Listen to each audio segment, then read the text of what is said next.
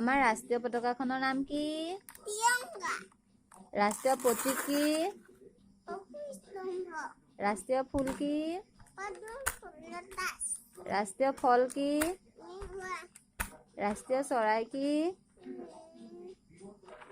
ৰাষ্ট্ৰীয় চৰাই নহয়। ৰাষ্ট্ৰীয় চৰাই কি? ময়ূৰী। ময়ূৰটো ইংৰাজীত কি কয়? পিকক। পিকক। ৰাষ্ট্ৰীয় জন্তু কি?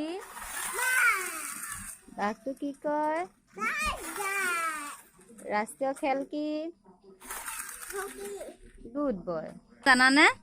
কোৱা, খেলৰ নাম কোৱা। 2 3 4 5 6 7 8 9 10 আৰু ABCD মই ভাত খোৱা নাই।